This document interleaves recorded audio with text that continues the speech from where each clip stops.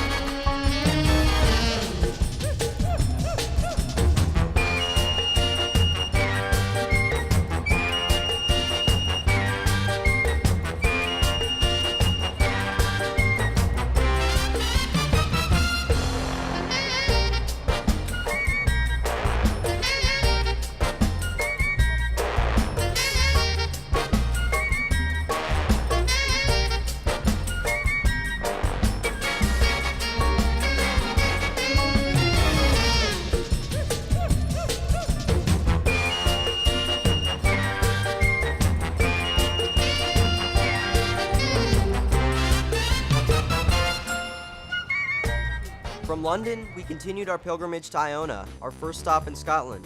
It was part of my confirmation to make a hard journey to a sacred place. We had already been going for 36 hours and wouldn't see it until the next afternoon. First, it was an overnight train to Glasgow. We like to get sleeper cars whenever we can. It's a trade-off. You miss some scenery, but you get some miles under your belt while you sleep.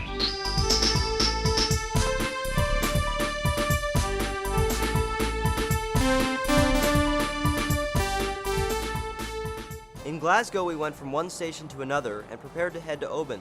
This was our first sign of Gaelic, a nice welcome back to Scotland.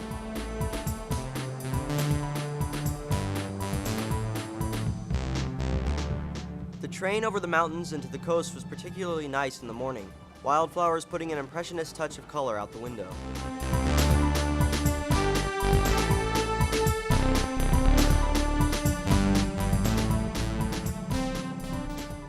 From Oban, the next leg was a ferry over to the Isle of Mull.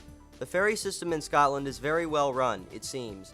One word of advice for anyone visiting Scotland: go to the islands.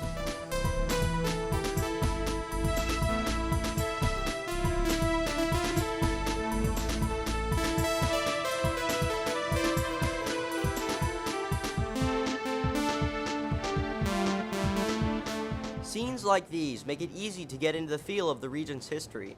I mean, really, what has changed here since this place was built? Well, besides the clan system disappearing, I'll give you that. Well, and the clearances sending the people of Mull away. Okay, I'll give you the clan system disappearing and the clearances sending the people of Mull away, but it is much the same as it always has been. Well, and the change of the agriculture system to sheep.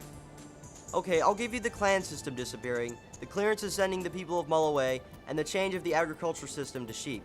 Oh, never mind. It looks the same. We landed and headed straight to a bus that took us across the island. Mull is a fairly large island. It too was cleared in the decades after the Jacobite Rebellion. Once the home of brave warriors, now it is mostly vacant and, as in Sutherland, guarded by sheep. As we pulled into the town of Finnefort, we got our first view of the destination of my pilgrimage, Iona. We wouldn't be crossing over until the next day. We spent the evening looking at the island across the still waters, and what a long evening it was. We're here on the island of Mull. We're right across from Iona right now.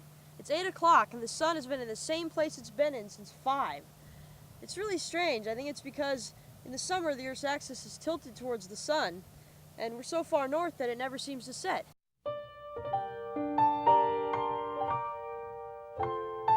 Our day on Iona was one of the most meaningful of my life.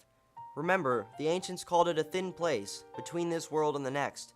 It doesn't take long to figure out why they felt that way. From Iona, it was back across Mull, and the return ferry to Oban. We decided after we got there to rent a car. I recommend such flexibility in your travel plans. People are willing to work with you. We headed up through Fort William, where so many immigrant ships departed, and up the western shore of Loch Ness, stopping at Urquhart along the way, finally stopping in Inverness. That's a great location for some really cool day trips, lots of historical sites. From there you can visit Fort George, Culloden, and of course Hector Russell Kiltmakers. Once we were through there, we headed north and continued driving from historical site to historical site, trying not to backtrack unless we had to. This peat is still being used for heating, even though 2 miles down the road is a nuclear power plant. Change comes slowly in the Highlands. We stopped for a few days where the River Navor enters the Atlantic, on the northern tip of Scotland, a little town called Bettyhill, where the sun sets even later.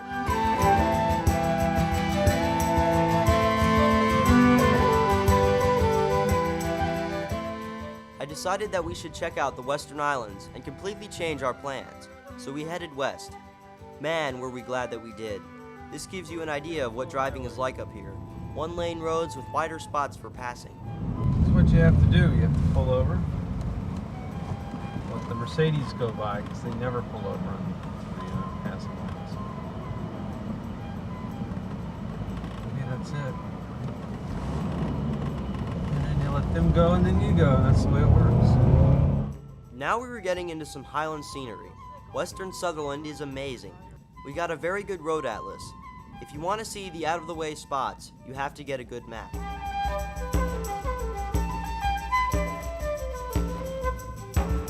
We saw this little waterfall and had to get some shots.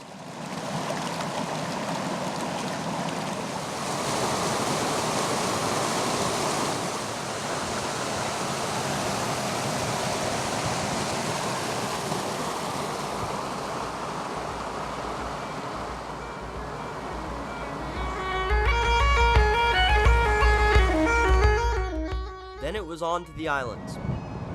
The way we travel is we ad-lib. For the next couple of days we'll be isle hopping. We're going over to the Isle of Lewis, which is part of the Western Isles. Right now we're taking a ferry out of Ullapool, and as you can see, it's a really beautiful sight. The scenery here has an almost Scandinavian feel. So does the wind.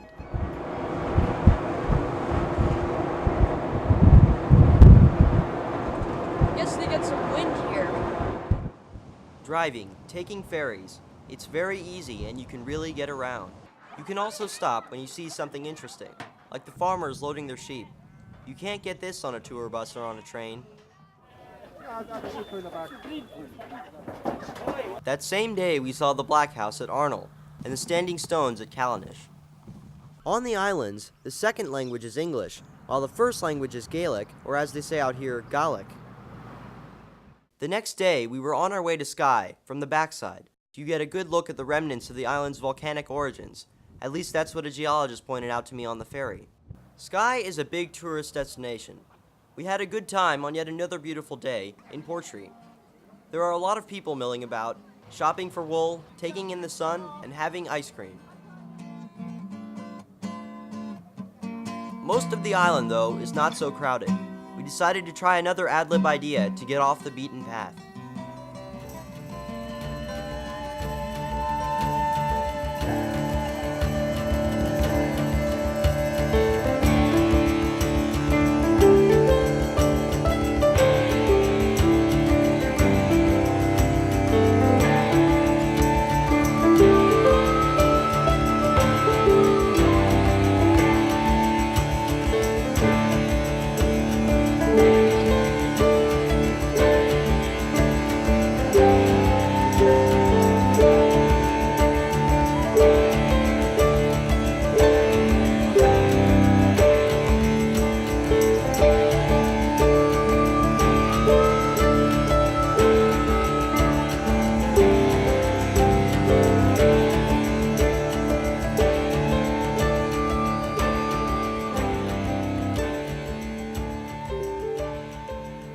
Of Skye with all the tourists. As you can see, there are no tourists around us because we used our compass and map to find our way to this beautiful secluded valley. After another ferry and a drive back down to Oban, our circle was complete. We returned the car and got on a train to take in the Edinburgh Festival. Stand by for a 3-beat patrol! Patrol!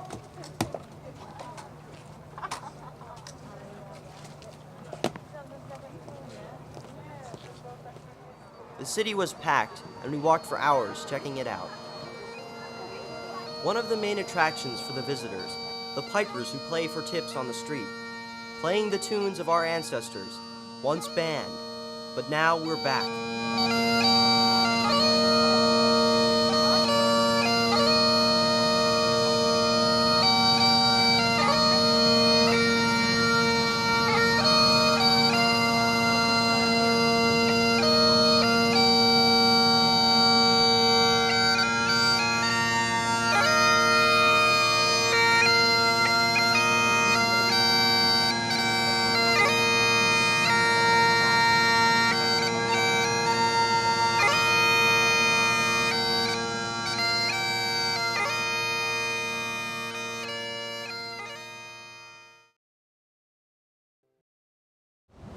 Everything you're seeing now,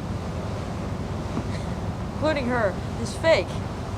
Everything you're seeing is fake. See, this is all an animation, including all the sheep you've seen and all the highlands, all the mountains, and those big standing stones. Those are all fake. So it's just an animation.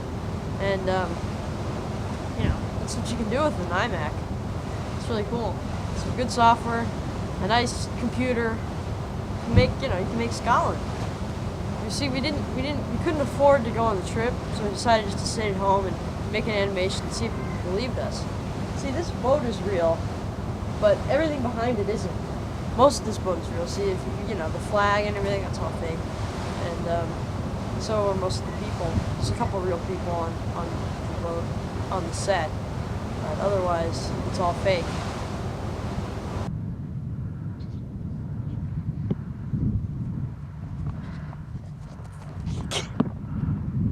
Three, two, one.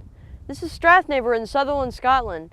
In 1814, the people here were brutally evicted by the first Duke of Sutherland's henchmen, led by a man named Peter Sellers, or what is it? Patrick. Peter Sellers. You can't fight in here. This is the war room. Do you have a license for that minky? Okay.